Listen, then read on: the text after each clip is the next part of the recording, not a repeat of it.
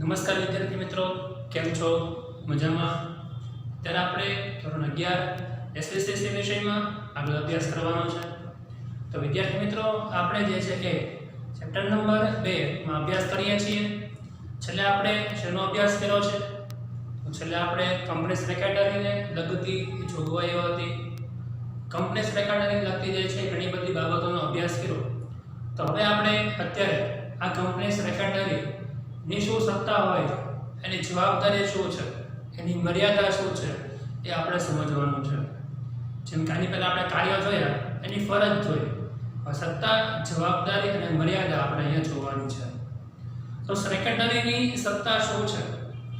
Secretary પાસે company વતી કઈ કઈ સત્તા આપવામાં આવેલી છે? આ સેક્રેટરી કંપની વતી શું કામ કરશે? કયા કાર્ય જે છે એ કંપની સેક્રેટરીએ કરવાના હોય છે, જેની સત્તા આપવામાં આવે છે? તો એના વિશે આપણે માહિતી મેળવવાની છે. આ પ્રશ્ન તમને જે છે એ 5 માર્કમાં પૂછાતો હોય કે કંપની સેક્રેટરી પાસે કઈ સત્તા હોય છે. તો શરૂઆત કરીએ કે હવે કંપની ધારામાં કંપની સેક્રેટરીને કોઈ સત્તા હોતી નથી. પહેલા જ કહી દીધું કે ભાઈ કંપની ધારા પ્રમાણે, કંપની ધારા 2013 પ્રમાણે જેમ આપણને ખબર કે નિયમન પત્ર બનાવવું પડે, આવેદન પત્ર બનાવવું પડે, કંપનીના નિયમો હોય છે, આ બધી વસ્તુ જે છે એ કંપનીમાં લખેલી છે, કંપની ધારામાં સમાવેશ થઈ ગયો છે. પરંતુ એક વ્યક્તિ કે જે કંપનીમાં સૌથી મહત્વનો બીજા નંબરનો વ્યક્તિ છે એવો સેક્રેટરી, તો એવા સેક્રેટરીને લગતી કોઈ પ્રકારની જોગવાઈ, એને કઈ સત્તા આપવામાં આવે છે એવી જોગવાઈ આ કંપનીના સેક્રેટરી પ્રમાણે કંપની ધારામાં કરવામાં આવેલી નથી. તો વિદ્યાર્થી મિત્રો, અહીંયા આ કંપની સેક્રેટરીને કઈ સત્તા આપવામાં આવશે, એની પાસે કઈ સત્તા છે એવો ક્યાંય ચોક્કસ ઉલ્લેખ કરેલો નથી, એની કોઈ માહિતી આપેલી નથી. તો હવે આ સેક્રેટરી કંપનીમાં કેવી રીતે કામ કરશે? તો આ સેક્રેટરીની સત્તા કેમ નક્કી કરવાની છે? કંપનીના સેક્રેટરીને કેવી સત્તા આપવાની છે? એનો હક, એની જવાબદારી કોણ આપશે, કેવી રીતે આપશે?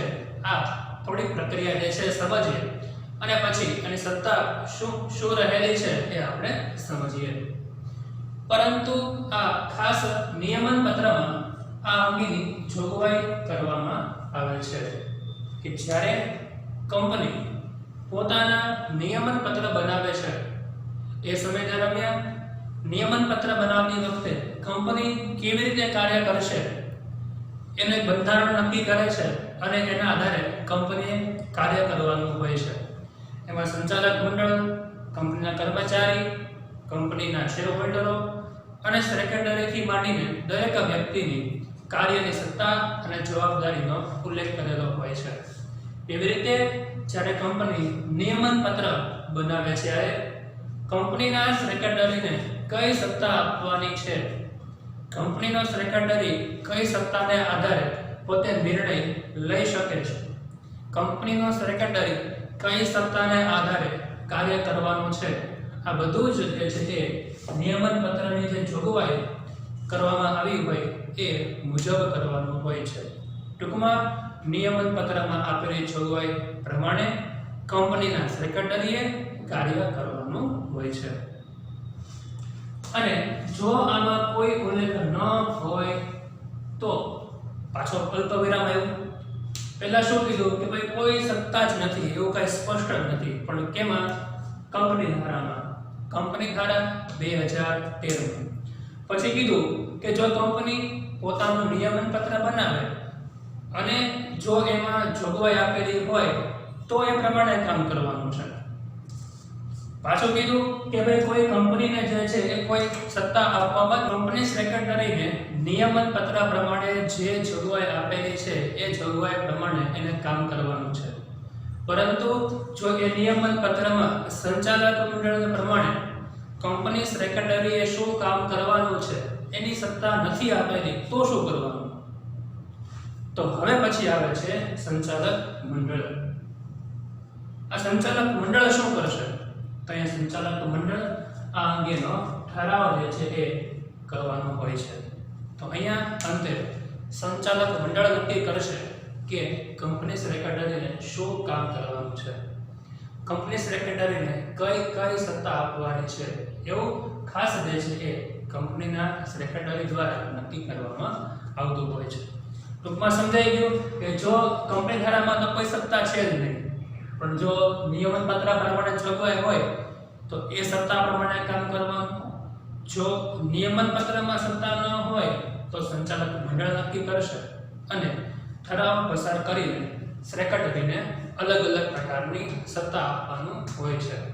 અને આ સેક્રેટરી જે સત્તા આપેલી છે એનું યોગ્ય પાલન કરીને કંપનીનું સંચાલન કરવાનું કામ હોય છે. આટલું ક્લિયર?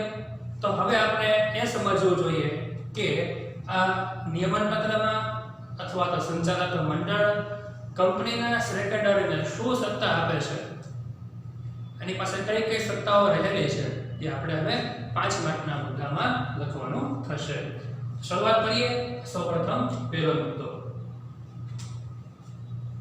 કંપની રજિસ્ટ્રાર સમક્ષ સ્થાપનાનું પ્રમાણપત્ર અને ધંધો શરૂ કરવાનું પ્રમાણપત્ર મેળવવા માટે નક્કી કરેલા દસ્તાવેજોની નોંધણી કરાવવાની સત્તા રહેલી છે.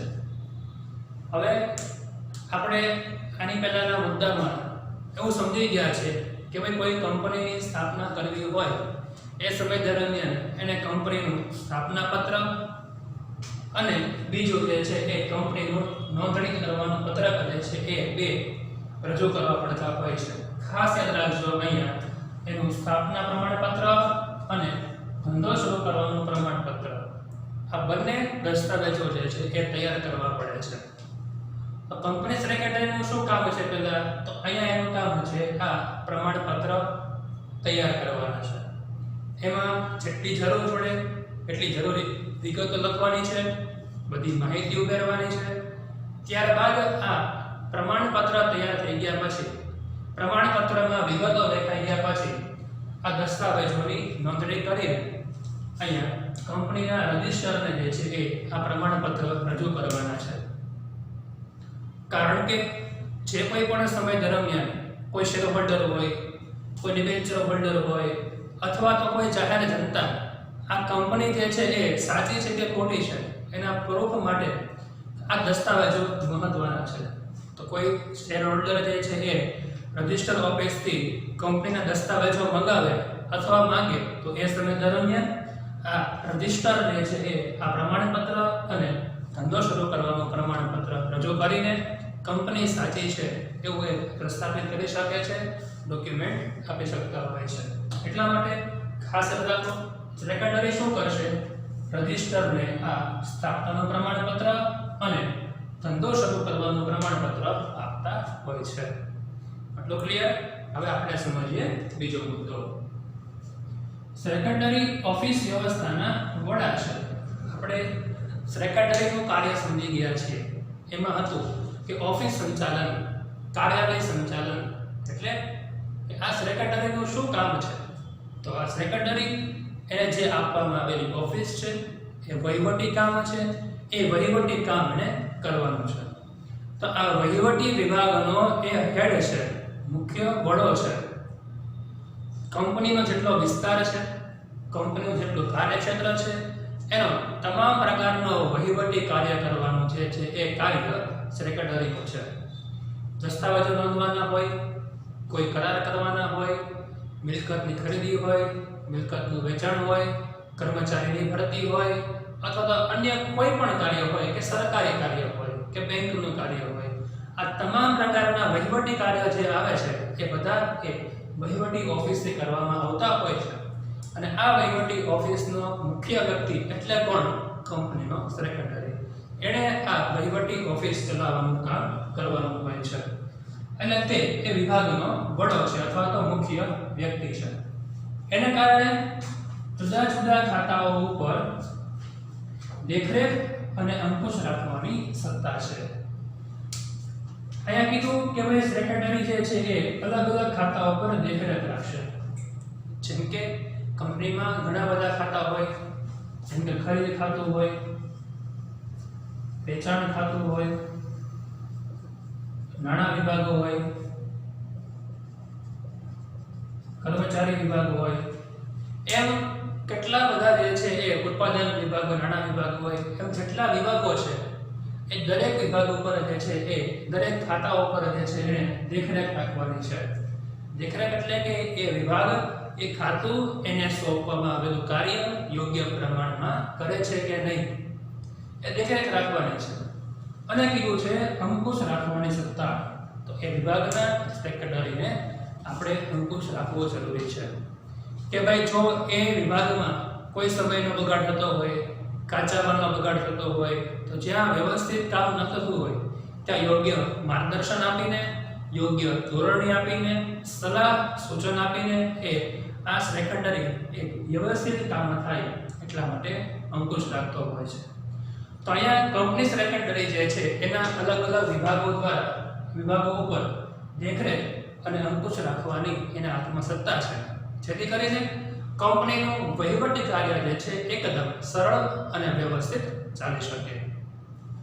ત્યારબાદ કીધું છે કે સેક્રેટરીને શેર વહેંચણી પત્ર. શું કીધું છે? શેર વહેંચણી પત્ર એટલે શું? જ્યારે કોઈ એક શેર હોલ્ડર કે જેની પાસે કંપનીના શેર છે, આપણે એને કહીએ છીએ શેર હોલ્ડર. તો આ શેર હોલ્ડર જે છે એ કોઈ બીજા વ્યક્તિને શેર વહેંચશે એ સમય દરમિયાન આપણે એને શેર ફેરબદલી કહીએ છીએ. જ્યારે શેર ફેરબદલી થશે એ સમય દરમિયાન કંપની વતી એ શેર પ્રમાણપત્ર ઉપર સહી કરવાની હોય, અથવા તો શેર હપ્તા કે કોઈ કર્મચારી જે છે એ કંપની પોતાના નાણાંની રકમ જે છે હપ્તે હપ્તે મંગાવે છે, પરંતુ એ નાણાં જે છે એ યોગ્ય સમયે ભરતા ન હોય અથવા ભરે છે, એ સમય દરમિયાન કેટલી રકમ મંગાવવાની છે, કેટલી રકમનો હપ્તો ભરવાનો છે, આ બધી જ વિગત ઉપર કંપની વતી સહી કરાવશે. અને શેર વહેંચણી પત્ર, કોઈ કંપની નવા શેર બહાર પાડે છે, તો જ્યારે નવા શેર બહાર પાડે છે એ સમય દરમિયાન જે વ્યક્તિઓ શેર ખરીદે છે એમને કંપની તરફથી આ શેર પ્રમાણપત્ર આપવામાં આવતા હોય છે, જેને શેર વહેંચણી પત્ર કહેવામાં આવે છે. એટલે કે આવા વહેંચણી પત્ર ઉપર, શેર હપ્તા ઉપર, શેરની ફેરબદલી પર વગેરે ઉપર કંપની વતી સહી કરવાની સત્તા છે. એટલે કે જો સંચાલક મંડળ આવા પત્રકો ઉપર સહી કરવાની સત્તા આપવાને કારણે એ સેક્રેટરી આ સહી કરી શકે છે. આવા પત્રકો બનાવવાનું કામ, વ્યવસ્થા કરવાનું કામ પણ કંપનીના સેક્રેટરીના હાથમાં રહેલું છે. ટૂંકમાં આપણે ઝડપથી રિવિઝ કરી લઈએ ત્રણ મુદ્દા. શું કીધું છે? રજિસ્ટરને દસ્તાવેજો નોંધણી કરવાની છે, પણ કયા? સ્થાપનાનું પ્રમાણપત્ર અને ધંધો શરૂ કરવાનું પ્રમાણપત્ર. ત્યારબાદ સેક્રેટરી ઓફિસની વ્યવસ્થાના મુખ્ય જે છે તે વડો છે, મુખ્ય અધિકારી છે. તો એના મુખ્ય અધિકારી હોવાને કારણે એને જુદા જુદા ખાતાઓ પર, જેમ કે ખરીદ ખાતું હોય, વેચાણ ખાતું હોય, નાણાં ખાતું હોય, કર્મચારી ખાતું હોય કે અન્ય કોઈ પણ ખાતા ઉપર જે છે એ દેખરેખ રાખવાની અને અંકુશ રાખવાનું જે છે એ સત્તા છે. અને સેક્રેટરીએ શેર વેચણી કરે ત્યારે, શેર હપ્તા સમયે, શેર ફેરબદલી સમયે વગેરે સમય દરમિયાન જે પત્રો છે એની ઉપર કંપની વતી સહી કરવાનો અધિકાર, કંપની વતી સહી કરવાની સત્તા આપેલી છે. ત્યાર પછી આપણે જોઈએ ત્રીજો મુદ્દો. કંપની વતી વિવિધ પક્ષકારો સાથે સેક્રેટરી પત્ર વ્યવહાર કરવાનું કાર્ય કરે છે. ટૂંકમાં કંપની જેટલા પક્ષકારો સાથે જોડાયેલી છે એ બધા જ પક્ષકારો સાથે આ કંપની સેક્રેટરીએ પત્ર વ્યવહાર કરવાના હોય, કારણ કે કંપનીને કોઈને કોઈ પ્રકારે કાર્ય કરવાની જરૂર પડતી હોય છે. જેમ કે કંપની જે છે એ શેર હોલ્ડરો હોય, તો શેર હોલ્ડર નોટિસ આપવાની હોય, ડિવિડન્ડ વોરંટ આપવાનો હોય, કોઈ પરિપત્ર આપવાનો હોય તો એના માટે શેર હોલ્ડર સાથે પત્ર વ્યવહાર કરવો પડશે. કંપનીના ડિબેન્ચર હોલ્ડરો હોય તો એમની સાથે પત્ર વ્યવહાર કરવાનો હોય, એમને કોઈ માહિતી પહોંચાડવાની હોય, પરિપત્ર આપવાનો હોય વગેરે કાર્યો હોય. કંપની જે બેંકમાં ખાતું ધરાવે છે તો બેંક સાથે કોઈ માહિતી આપવાની હોય, બેંકને કોઈ માહિતી લેવાની હોય.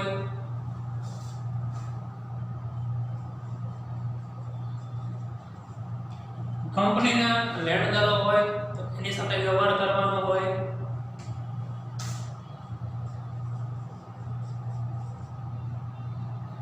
કંપનીના કોઈ તજજ્ઞ હોય કે તેની પાસેથી કોઈ માહિતી લેવાની હોય, ગાઈડન્સ લેવાનું હોય તો કંપની સાથે જેટલા પણ લોકો જોડાયેલા હોય એ તમામ લોકો સાથે એ પત્ર વ્યવહાર કરવાનું કામ આ કંપની સેક્રેટરી કરતા હોય છે. સરકાર તો ભાઈ સરકારના કોઈ નિયમ પ્રમાણે કોઈ માહિતી આપવાની હોય, કોઈ ફોર્મ ભરવાનું હોય, કોઈ એપ્લિકેશન લેવાની હોય, મૂકવાની હોય તો આ બધું જ કાર્યવાહી કોણ કરશે? તો કંપનીનો સેક્રેટરી કરશે. અને એ પત્ર વ્યવહાર કરવાનું કામ, માહિતી આપવાનું, માહિતી મોકલવાનું આ બધું કંપનીના સેક્રેટરીએ કરવાનું રહેતું હોય છે. આ એ સૌથી મોટી જે છે ને સત્તા આપેલી છે.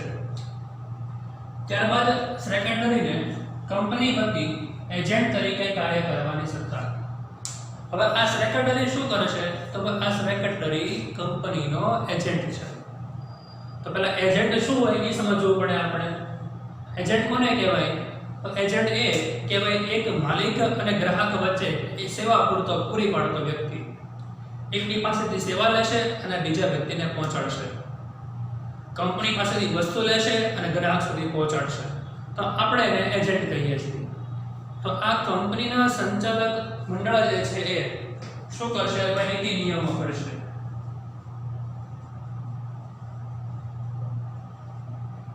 સંચાલક મંડળનું કામ શું છે? તો નીતિ નિયમો ઘડવા, નિર્ણયો લેવા, મહત્વના આ બધું જે છે એ કામ સંચાલક મંડળ અને ઉપરી અધિકારીનું છે. આ બધા નીતિ નિયમો, મહત્વના નિર્ણયો કોના માટે હોય? ધારો કે કોઈ સંચાલક મંડળ હોય કે છે એ લેણદારો માટે હોય, જાહેર જનતા માટે હોય, કર્મચારીઓ માટે હોય.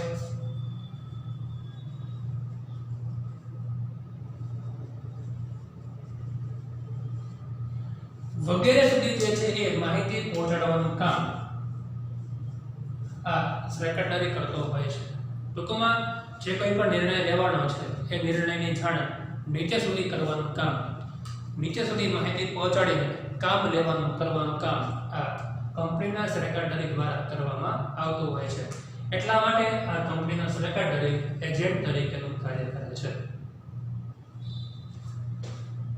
પછી સંચાલક મંડળ પાસેથી મળેલી સત્તાઓના આધારે સેક્રેટરી કંપની વતી કોઈ કાર્ય કરે તો તે માટે કંપનીને જવાબદાર ઠેરવી શકે છે. આ ખાસ સમજવાનું છે. શું કીધું છે? કે સંચાલક મંડળ પાસેથી મળેલી સત્તાને આધારે કીધું છે. અહીંયા કંપનીના સેક્રેટરીને સત્તા કોણ આપે છે? તો સંચાલક મંડળ. તો સંચાલક મંડળ સેક્રેટરીને સત્તા આપે છે. એટલા માટે સેક્રેટરી કંપની વતી કોઈ કાર્ય કરે કે ભાઈ કંપનીનો કોઈ નિર્ણય લે, કંપનીનો કોઈ ઠરાવ પસાર કરવા મદદરૂપ થાય, સલાહ આપે, સૂચન આપે, કરાર કરે, કોઈ જગ્યાએ સહી કરે, અમુક નિર્ણય પોતે લેતો હોય છે. તો એવા સમય દરમિયાન કોઈ કાર્ય કરે તો તેના માટે કંપનીને જવાબદાર ઠેરવી શકે નહીં. બરાબર છે? એટલે ટૂંકમાં લખવાનું છે કે જો કોઈ કાર્ય કરે તો તે માટે કંપનીને જવાબદાર બની શકે નહીં. સંચાલક મંડળે સોંપાયેલા કાર્ય કરવાની સત્તા. કારણ કે હકીકતમાં સેક્રેટરી પાસે કોઈ જ પ્રકારની સત્તા હોતી નથી, પરંતુ કંપની દ્વારા, કંપનીના નિયમન પત્ર દ્વારા અથવા એમાં ન હોય તો સંચાલક મંડળ ઠરાવ પસાર કરીને એને સત્તા આપતી હોય છે. એટલે કે સંચાલક મંડળ એને જે કામ સોંપે છે એ કામ કરવાનું સેક્રેટરીનું હોય છે. જેમ કે કંપનીની સભા બોલાવવાનું કામ હોય તો ભાઈ સભા સંચાલનનું, સભામાં તે કામગીરી કરવાનું કામ હોય, સંચાલક મંડળ એને શેર બહાર પાડવાનું કામ સોંપે તો ભાઈ એ શેર બહાર પાડવાની આખી પ્રક્રિયા સંભાળે છે. સંચાલક મંડળ એને કોઈ જામીનગીરી બહાર પાડવાનું નક્કી કરે જેમ કે ડિબેન્ચર તો એ આખી કામ કરવાનું છે. કોઈ કરાર કરવાનું કામ સોંપે તો બે કરાર કરવાના છે. ટૂંકમાં સંચાલક મંડળ દ્વારા જે કોઈ પણ કામ સોંપવામાં આવશે એ બધું કામ કંપની સેક્રેટરીએ કરવાનો હેતુ હોય છે. એકવાર રિવાઇઝ કરી લઈએ ફટાફટ. કંપની વતી શું કીધું છે? વિવિધ પક્ષકારો સાથે પત્ર વ્યવહાર કરવાનું કામ, સેક્રેટરીને કંપની વતી એજન્ટ તરીકે કામ કરવાનું, સંચાલક મંડળ પાસેથી મળેલી સત્તાને આધારે કંપની વતી કાર્ય કરે તો તેના માટે કંપનીને જવાબદાર ઠેરવી શકાય નહીં, સંચાલક મંડળે સોંપેલા કાર્ય કરવાની સત્તા. તો આમ આ કંપનીના સેક્રેટરીને જે છે અલગ અલગ પ્રકારની સત્તા આપેલી હોય એ મુજબ પોતાની જે કાર્ય જે છે એ કરવાના હોય છે. આપ સૌને આ પ્રશ્ન જે છે એ સમજાઈ ગયો છે. તમારે આજના હોમવર્કમાં એ કંપની સેક્રેટરી પાસે કઈ કઈ સત્તા હોય છે એટલે કંપનીના સેક્રેટરીની સત્તા 6 તમારે હોમવર્કમાં લખવાની છે. તમને નેક્સ્ટ બુકમાં પેજ નંબર 84 પર પણ આપેલી છે. Thank you.